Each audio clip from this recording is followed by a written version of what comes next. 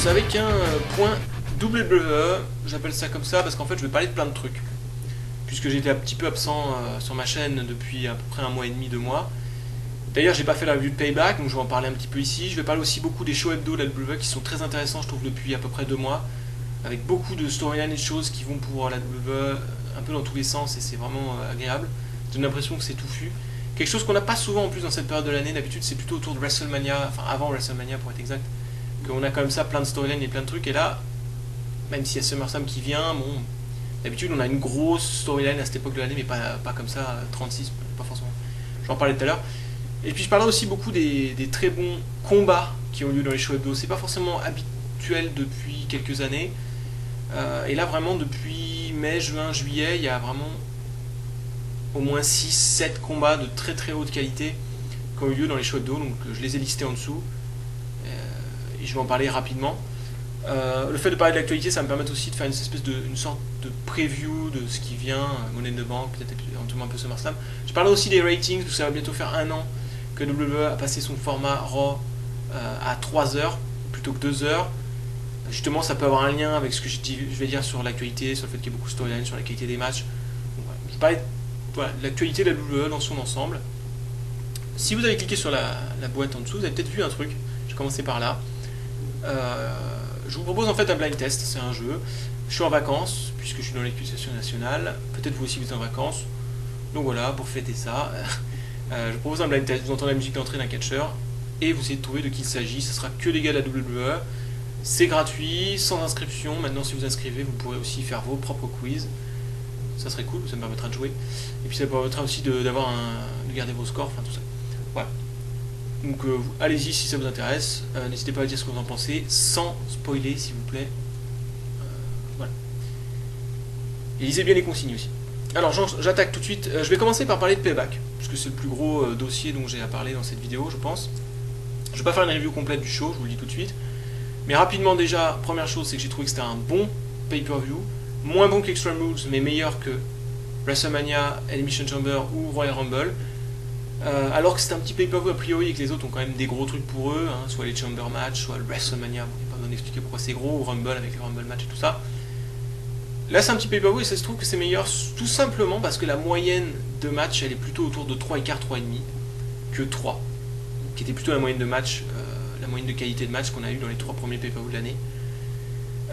Voilà, tout simplement. Alors pourquoi, enfin quel combat précisément auquel je donne une plutôt bonne note. L'opener, très bon triple threat avec des lutteurs qui ont une personnalité bien marquée et bien propre, ce qui fait que voilà, les interactions à 3 étaient plutôt intéressantes, tout ça, c'était assez fun, petit 3 dans le genre. Le tag team match Orton et Bryan contre The Shield qui était vraiment bon aussi, à mon avis même meilleur que le Tornado Tag qu'on avait eu à Extreme Rules. Voilà, ça reste pas dans la légende de The Shield, ni Bryan ni d'Orton d'ailleurs, mais bon petit match. Là encore dans plutôt 3,5. Le main event qui a été plutôt une bonne surprise, je noterai à 3. Bon, sur le papier ça faisait quand même un petit peu bizarre parce que ça s'appelle 3 Stages of Hell et puis on a un Lumberjack match. T'es là, ok. C'est pas, voilà, c'est pas trop de l'enfer, quoi, on va dire ça comme ça. Mais bon, il se trouve que ça a été plutôt pas mal. Ça montre d'ailleurs la progression de Ryback, que je trouve très bon en ce moment. Enfin, il a vraiment passé un cap. Le fait qu'il soit heal, déjà, je le trouve beaucoup plus à l'aise.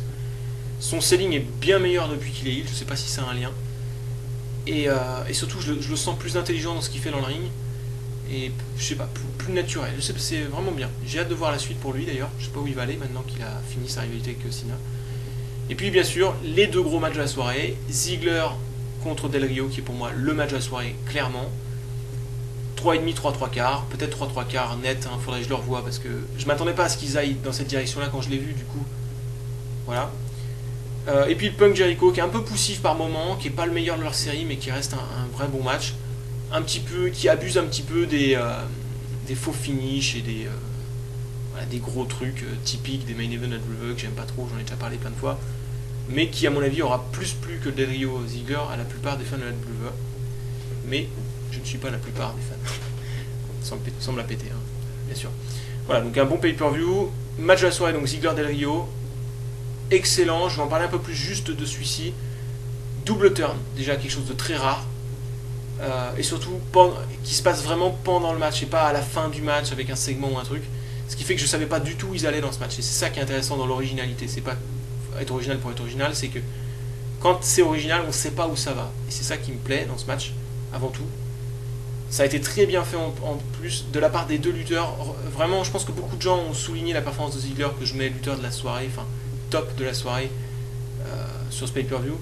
Mais je veux saluer aussi Del Rio qui a vraiment été excellent. Sur un segment tout con, par exemple, quand il exclut Langston, je le trouve vraiment excellent dans son acting et tout ça. Donc, vraiment très très bien. Et puis en plus, in-ring, c'était brutal, c'était bien fait, c'était bon selling, ça se suivait bien. Enfin, voilà, il y avait quelque chose de spécial, une intensité. C'est un match, peut-être pas un match of the year candidate parce que je pense qu'il est vraiment pas au même niveau quand même que Lesnar Triple H, mais il en est pas si loin que ça. En tout cas, il sera certainement dans le top 10 à la fin de l'année de la WWE. Voilà. Et puis, bon, vite fait, flop de la soirée. Pour moi, c'était Kane. Deuxième match raté en pay-per-view pour Dean Ambrose. La première fois, c'était plutôt de sa faute contre Kofi Kingston. Cette fois-ci, c'est plutôt de la faute de Kane, qui a vraiment pas fait une belle perf. Bon, pourquoi, je ne saurais trop dire. Peut-être juste un manque d'alchimie, je sais pas. De toute façon, Kane, en one-on-one, n'a jamais été très très bon. Il a eu l'occasion d'affronter tous les meilleurs lutteurs de la dernière décennie en pay-per-view, des Chris Jericho, Chris Benoit, Shawn Michaels, Edge, etc. Et il a jamais vraiment eu un super match. Donc faut pas s'attendre à des monts et merveilles avec Kane, mais je le pense plutôt régulier et capable d'avoir toujours des matchs de bonne qualité, et là ça n'a pas été le cas. Donc flop, Kane. Et puis moment de la soirée, le double turn, même si c'est pas un moment précis, ça reste quand même ce qui, pour moi, restera mémorable dans ce pay-per-view. Voilà. Alors comme je le disais, il n'y a pas que les pay-per-view qui sont intéressants à WWE en ce moment. Et c'est vrai que je crois que je l'avais déjà dit dans une autre vidéo, mais depuis le début de l'année, à part Brock Lesnar Triple H, je pense que les meilleurs combats pour la WWE ont eu lieu dans les shows hebdo. Je pense à des Cesaro Kofi Kingston, des CM Punk John Cena à Raw, des Del Rio Big Show à SmackDown au début de l'année. Et bien là, depuis mai-juin, on a encore eu plein d'autres qui vont s'additionner à cette liste. Alors, je ne vais pas parler de tous les matchs. Je vous ai fait la liste en dessous de ceux que je mets à 3,5 et plus. Sans mettre la note précisément parce que ma note pourrait changer. Donc je préfère pas mettre un truc comme ça net. Donc il y a le Daniel Bryan Ryback, celui de SmackDown, que je pense meilleur que celui de Raw qui a eu lieu un mois après, celui de SmackDown du début mai, qui à mon avis est mieux fait dans le scénario David contre Goliath, avec la vitesse et la ruse contre la force si vous voulez. Tout ça alors que l'autre a une meilleure amenée avec le Bryan qui commence à devenir un peu complexé et qui avait eu un match plus tôt dans la soirée, mais le combat en lui-même est un peu moins bon. Donc voilà, très bon Bryan Ryback. Encore un bon match pour Ryback, mine de rien. Il fait une bonne année, mais ce gars qui l'année dernière semblait un petit peu limité. The Shield. Alors, The Shield contre Team Elno plus Orton, il y en aura deux. Il y a celui de Raw du début mai. Donc, dans la même soirée que lorsque Bryan va affronter Ryback plus tard. Le finish stretch, c'est-à-dire le moment où ça s'excite, c'est un peu le bordel, tout ça est vraiment très très bon. Le reste, c'est pas spécialement meilleur que d'habitude. Donc, voilà. Mais c'est aussi pour le plaisir de voir Bryan on fire. Et puis je pense que Rollins dans ce match-là fait une belle perf aussi. Je ne l'ai pas noté, mais j'ai un petit souvenir. J'ai vu beaucoup de matchs en espace de peu de temps et je confonds. Mais voilà. Un très bon six-man tag dans la lignée de ce que The Shield fait depuis le début de l'année. Un peu moins bon peut-être que ce qu'ils ont fait à WrestleMania ou à Elimination Chamber.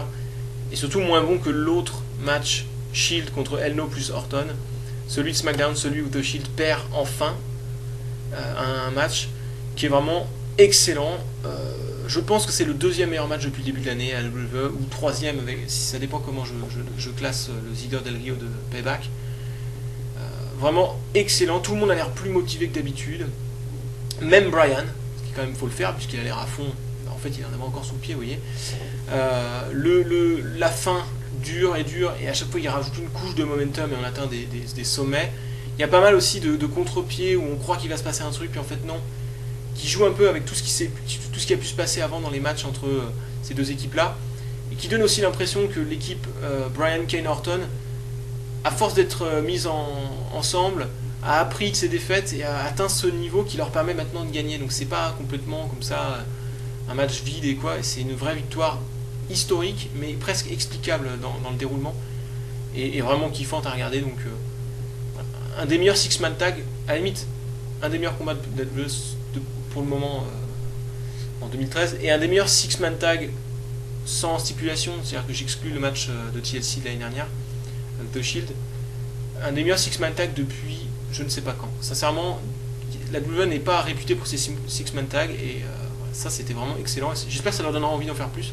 Moi j'aime bien ces stipulations, surtout en show hebdo. Comme ça permet de voir plein de lutteurs, d'alimenter des rivalités. Il suffit de faire des équipes avec des rivaux, comme ça, sans forcément avoir une équipe comme The Shield qui va ensemble. Et puis ça permet d'avoir souvent des matchs assez plaisants. Alors sinon, il y avait eu d'autres matchs très bons. Un Daniel Bryan Seth Rollins lors du Raw du 10 juin. Très indie dans le feeling. Si vous avez bien aimé ce match-là, n'hésitez pas à aller voir un petit peu de match indie, Pro Wrestling Guerrilla, Dragon Gate USA, Ring of Honor, tout ça. Ça peut vous plaire. Indie pourquoi? Parce que ça bouge. Il y a pas mal de moves, c'est assez stiff, tout ça. Et on ne cherche pas forcément à construire le momentum. Si vous n'avez pas ressenti ce manque-là, c'est que ça vous importe pas tellement. Donc n'hésitez pas à aller voir. Bon après, c'est pas non plus le match indie par excellence. Et ça donne l'impression d'ailleurs que ces deux lutteurs-là, Bryan et Rollins, pourraient plus tard avoir un meilleur match ensemble. C'est ce que je leur souhaite. Ça reste un bon petit match. Alors là, un autre match qui a été excellent. Alors celui-ci, je le mets vraiment en avant. Comme le match de SmackDown Shield, Bryan K. Norton dont je viens de parler plus tôt. C'est un match entre Antonio Cesaro et Sheamus à Main Event. Le Main Event du 5 juin. L'espèce de match entre deux powerhouse big men, mais hyper accroché. Chaque move, il faut aller se défoncer pour le porter. Et Sheamus qui essaye le white noise, je sais pas combien de fois, qui arrive pas à le mettre, c'est vraiment kiffant. Le début au sol et tout ça. Vraiment, il y a plein de belles passes, plein de contres. Le match est suffisamment long pour être développé avec des changements de momentum plusieurs fois dans le match sans que ça paraisse forcé. Enfin, c'est vraiment... Voilà, il lui manque du très gros climax ou un truc vraiment exceptionnel. Mais c'est du lourd du début à la fin. Bon rythme, propre, superbe. J'aime beaucoup. Voilà, donc un 3,5, 3 quarts. 3 quarts, je pense. Mais un petit 3 quarts. Pas un 3 quarts flamboyant comme le match de SmackDown Shield Hell plus Orton. Un autre match très bon auquel je donne 3,5. Bryan Orton de Raw du 24 juin. Le Street Fight. Alors, toute l'histoire qui va dans le match alimente aussi. On a vraiment bien senti la haine entre les deux lutteurs. Tiens, je fais du bruit. Ils ont utilisé le côté Street Fight pour venir garnir un petit peu plus leur brawling, mais ça n'a pas un peu volé la vedette au match. Et puis voilà, il y a eu pas mal de bons contres. Je trouve que Orton s'en est presque mieux tiré que Bryan sur ce match-là, donc vraiment chapeau à lui, parce que Bryan était exceptionnel. Un petit peu plus faible que la plupart des autres matchs dont je viens de parler, mais un match définitivement à voir dans la collection Bryan Printemps-Été 2013, qui est une très belle collection. Et puis enfin, un combat remarquable qui a eu lieu hier, au moment où je vous parle, donc lors du Raw du 8 juillet, entre Daniel Bryan à nouveau, décidément il est partout ce gars-là, et Sheamus. Ils ont une super alchimie ensemble, on l'avait vu lors de Extreme Rules 2012. Ils avaient vu pour moi ce qui avait été le combat de l'année. Et là ils ont eu un combat à nouveau, vraiment accroché, avec pas mal de contres, très très rythmé. C'est remarquable de voir un gars comme Sheamus aussi costaud et tout, pouvoir suivre un rythme comme ça, il doit avoir un cardio hallucinant. Et vraiment le côté accroché, ça enlève le côté chorégraphié, ça fait un match qui a un côté dur, tendu comme ça, je sais pas comment dire. Il y a eu beaucoup de near falls, peut-être un poil trop, mais pas de gros kickers de la mort, trucs comme ça, alors qu'ils ont vraiment réussi à nous garder un gros intérêt, tout ça. Et on savait pas trop où vous allez, et puis je trouve que le fait que ce soit en show hebdo donne l'impression que finalement le match pourrait peut-être se finir sur un move qui n'est pas un finisher. Ça a d'ailleurs été le cas sur un joli contre, mais voilà, on aurait tellement pu imaginer le finish sur le kick de Bryan à la tempe de Sheamus. Alors qu'en pay-per-view on se dit voilà, il va vraiment falloir beaucoup pour finir. Et ça ajoute aussi, je trouve, un petit peu l'intérêt, ça le rend un peu plus indécis et très agréable. Puis finish clean dans un show hebdo, c'est remarquable. Donc un solide 3,5 voire 3 quarts, il faudrait que je le revoie. Mais encore à nouveau un très très bon combat. J'en ai peut-être oublié, mais voilà, j'enchaîne avec le fait que la WWE en ce moment est en feu. Parce qu'en plus de tous ces matchs-là, je dirais qu'à chaque Raw, quasiment, peut-être pas les SmackDown, je n'ai pas vu tous les SmackDown, j'ai parlé de tous les Raw, mais je me suis renseigné, donc a priori, voilà. Il y a quasiment à chaque fois au moins un vrai bon match, peut-être pas à 3,5 à chaque fois, mais il y a énormément de 3 écarts. J'ai pas parlé de tout cela, il y a vraiment toujours des matchs de bonne qualité. Et en plus de ça, il y a plein de storylines, il y a plein de choses qui stimulent en fait le fan que je suis, vous êtes sûrement. Le segment avec Mark Henry était génial, je veux dire, quand il fait croire que c'est sa retraite, même quand tu sais que c'est pas sa retraite, c'est-à-dire que si vous revoyez le segment, il y a moyen d'avoir des larmes aux yeux, tellement c'est fort au niveau de l'acting. Et ça fait un buzz sur ce truc-là, alors que c'est quand même une storyline vraiment secondaire aujourd'hui.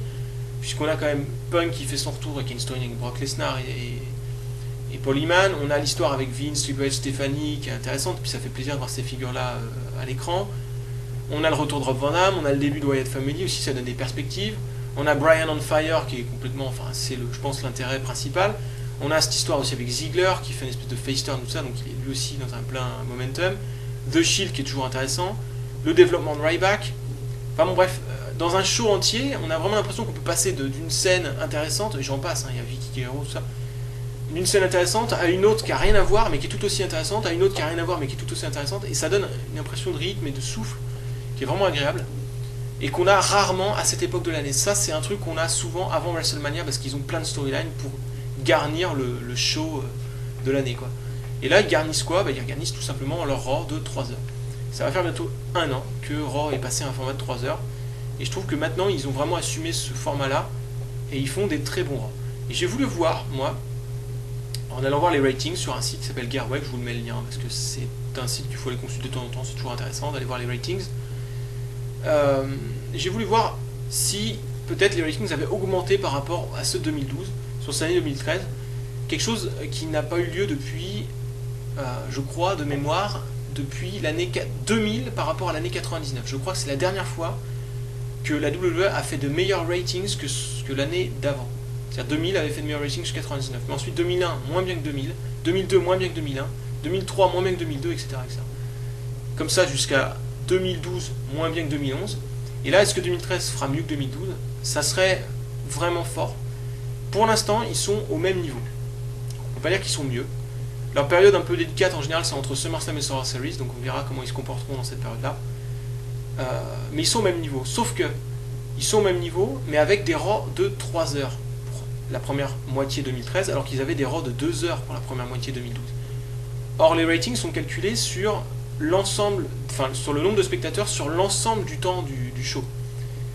Et donc faire un nombre de spectateurs à peu près similaire sur un Raw de 3 heures que sur un Raw de 2 heures, c'est déjà un accomplissement en soi. Et donc s'il venait à stagner par rapport à 2012 sur le rating, on pourrait considérer que c'est une augmentation dans les faits, quoi.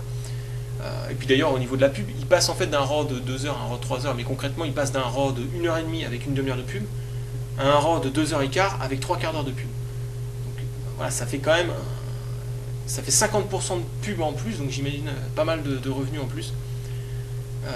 Donc pour moi c'est une réussite le Raw de 3 heures, et à mon avis ils vont le maintenir indéfiniment. Voilà ce que je pense. Et c'est pas pour me déplaire, parce que si ça les oblige à faire plus de storyline, plus de choses en mouvement, on va dire, en même temps, et ça permet aux lutteurs d'avoir des matchs un peu plus longs, ne serait-ce que de passer d'un match de 5 minutes à 8 minutes, ça paraît rien, mais en 5 minutes c'est quasiment impossible d'avoir une tuerie, en 8 minutes c'est possible. Donc voilà, ça permet d'avoir des matchs un peu plus longs comme ça, c'est une très bonne chose à mon avis. Alors un petit mot sur les ratings de la TNA, puisque on les compare souvent. La TNA, elle, ça va pas trop bien parce que les ratings stagnent par rapport à 2012, et en 2012 ils avaient perdu 10% de ratings par rapport à 2011, alors qu'ils avaient de l'ambition et tout ça. Là ils essayent d'aller faire des shows à différents endroits dans les États-Unis et l'Amérique du Nord. Ils ont peut-être une masse salariale qui à mon avis augmente, et je pense que ça va leur coûter de l'argent. S'ils n'arrivent pas à augmenter leur rating, ça va être chaud pour eux. C'est certainement une des raisons pour lesquelles Rob Van Dam a quitté la TNA pour aller à la WWE. Et à mon avis, c'est peut-être pas le dernier des gros noms de la TNA qui quitte le navire pour aller à la WWE. Je pronostique que soit Sting, soit Kurt Angle quittera la TNA d'ici 1 an. Attention, pronostic de malade. Je sais pas que je pense forcément que ça va arriver, mais ça me paraît complètement possible si les choses en restent là. Voilà. Donc à voir. Voilà, alors maintenant je vais parler un petit peu du futur, histoire de faire une espèce de preview. Alors déjà, je vous dis qu'il y a plein de storylines, j'en ai parlé tout à l'heure, qui sont en cours, il y a plein de choses. Je pense qu'ils essayent de faire un très très très gros SummerSlam cette année. Et ça passe aussi par faire un gros Money in the Bank, un petit peu comme faire un gros Elimination Chamber pour mousser WrestleMania. Donc SummerSlam sent la grosse carte de porc, même si je sais pas ce que ce sera, mais ça sent vraiment le gros truc. Alors, voilà, je sais pas ce qu'il y aura. Pour pouvoir pronostiquer ça, je suis obligé de passer par un espèce de pronostic de Money in the Bank. Je vais le faire, vite fait, ça fera une preview. Déjà, grosse carte Money in the Bank. Ça se passe à Philadelphie. donc c'est l'antre de la ECW. Donc il faut s'attendre à ce que Rob Van Dam ait des pops de porc, et j'imagine difficilement ce mec-là, avec l'espèce de momentum qu'ils mettent sur lui, le fait qu'il soit plus ou moins chez lui, il a deux chez lui, hein. L'autre chez lui c'est Détroit, Michigan, parce qu'il vient d'une petite ville qui est juste à côté. D'ailleurs je note que Night of Champions aura lieu à Détroit, donc ça m'étonnerait pas que s'il gagnait le Money in the Bank, il irait le cacher à Night of Champions. Petit prono aussi, hein, mais bon. Mais donc voilà, j'imagine difficilement Rob Van Dam perdre, mais d'un autre côté, il y a un gros buzz sur Punk et Bryan. Alors pour Punk, je pense que c'est surtout pour faire un max de blé avec Brock Lesnar, CM Punk. À mon avis, le match aura lieu à SummerSlam. Ah d'ailleurs, vous aurez remarqué que CM Punk se balade régulièrement avec un suite Gracie Jiu-Jitsu.